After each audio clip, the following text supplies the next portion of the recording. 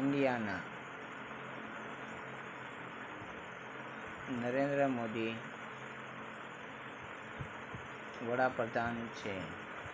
ગુજરાતના મુખ્યમંત્રી ભૂપેન્દ્રભાઈ પટેલ છે. તો પણ ગુજરાતના જનતાને, ભોળી જનતાને લોલીપોપ આપવાનું કામ કરી રહી છે.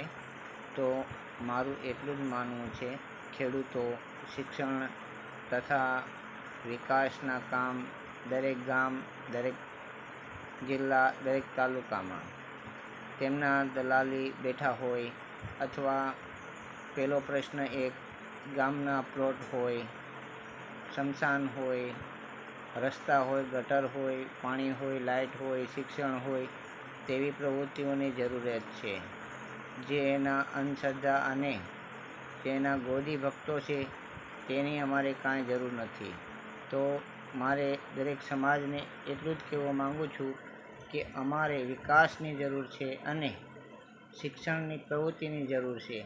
જે શિક્ષણ મોંઘું થઈ રહ્યું છે તેની સામે સરકારને પણ પગલાં લેવા પડે કે જે ગરીબ પછાત લોકો હોય, નાના વર્ગો હોય, તેવા લોકોને શિક્ષણની અંદર 100% રિઝલ્ટ મળે અને દીકરા દીકરીઓ ભણી અને આગળ વધી નોકરીઓ અને મેળવે.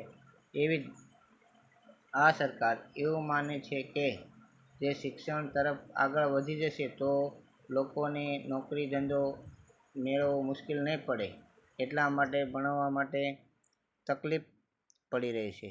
તો આ સરકારને જગાડવાની જરૂર છે અને આવનારી પેઢીઓ ગુલામીમાંથી આઝાદ બનવાની જરૂર છે. તો આ વિડીયો હું તમામ સમાજને જાગૃત કરવા માટે મોકલું છું. તો દરેક સમાજ જાગજો, કારણ કે આપણા ગુજરાતની અંદર 3 એકા એવા છે કે જિજ્ઞેશભાઈ મેવાણી યુવા નેતા છે, ગોપાલભાઈ ઇટાલિયા એ પણ યુવા નેતા છે, અને ચૈતરભાઈ વસાવા એ પણ યુવા નેતા છે.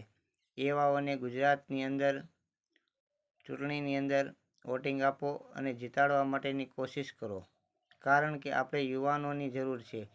અનપઢ અને અભણ નેતાઓની જરૂર નથી, કારણ કે આપણા દેશની અંદર અંગ્રેજ લોકો જેમ ગુલામી અને આઝાદ ન થવા દીધો આપણો દેશ, એવી જ રીતે આ ભાજપ સરકાર ગરીબો માટે અને નાના માણસો માટે અત્યાચાર કરી રહી છે. તો સમાજને જાગવાની જરૂર છે. જય ભીમ, જય નમો બુદ્ધાય.